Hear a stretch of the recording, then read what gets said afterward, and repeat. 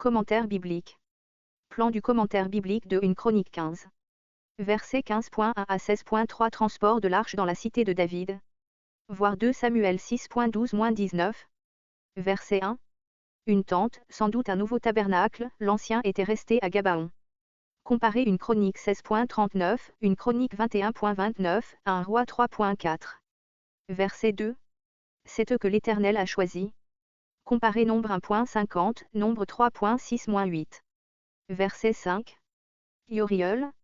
Voir 1 Chronique 6.24. Verset 6. Asaïa. Voir 1 Chronique 6.30. Verset 7. Joël.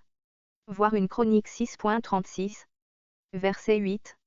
Élitsaphan, d'après Exode 6.22, où il est appelé Elsaphan, fils du Kéhatite Uziel, 1 Chronique 6.2, 1 Chronique 6.18. Verset 9. Hébron, fils de Kéhat, Exode 6.18. Verset 10. Uziel. Est-ce le père d'Élitsaphan du verset 8?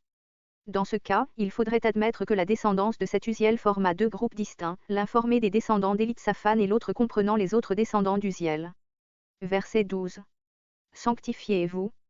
Comparez Exode 19.10, note. Verset 13. Voir 2 Samuel 6.6-8. Il paraît résulter de ceci qu'Abinadab et ses fils n'étaient pas des Lévites, comme on l'a laissé supposer dans la note à 1 Samuel 7.1. Une brèche, comparez 1 Chronique 13.11. De ces ordonnances. Voir Nombre 4.15. Verset 15. Portèrent l'arche. Le détail du fait est raconté dès le verset 25, auparavant l'auteur s'arrête encore aux préparatifs de ce transport. Verset 17.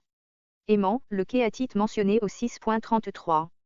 Ézeph, le Gersomite de 1 Chronique 6.39. Cushaya, appelé Kiski dans 1 Chronique 6.44. Verset 18. Du second rang. Le premier rang est formé des 3 maîtres chantres Éman, Ézeph et Étan. Le second est formé des 13 ou 14 Lévites mentionnés dans notre verset et au verset 21. Zachari, fils. Ce mot de fils, introduit ici par une erreur de copiste, doit être retranché du texte. Jahaziel, identique avec Aziel du verset 20 et avec le premier Jéhiel de 1 Chronique 16.5. Verset 20. Sur Alamoth, expression musicale qu'on retrouve dans Psaume 46.1. Littéralement, sur voix de jeune fille. Probablement, sur un ton élevé. Verset 21. Sur Chéminite, comparé Psaume 6.1.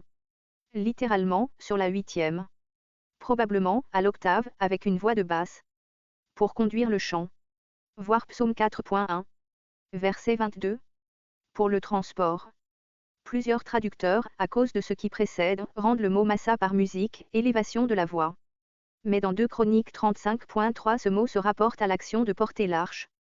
D'autre part Kenania n'est pas un des maîtres chantres et il est mentionné dans 1 Chronique 26.29 comme chargé de fonctions administratives. Verset 23. Portier de l'arche, chargé de surveiller les portes du tabernacle, afin que personne n'y pénétrât. Verset 24. Qui sonnait des trompettes. Comparez Nombre 10.10. Verset 26. Et comme Dieu assistait, en ne les frappant pas comme Usa. On sacrifia. Voir 2 Samuel 6.13, note. Verset 27. David portait, par-dessus le manteau de fin lin, un éphod qui est un vêtement sacerdotal. Voir 2 Samuel 6.14 et 1 Samuel 2.18, note. Les chantres. Ou bien ce mot a été introduit ici par une erreur de copiste, ou bien on a confondu avec portier, mot qui en hébreu ressemble beaucoup à celui de chantre. Verset 29. Comparez 2 Samuel 6.16, 2 Samuel 6.20-23.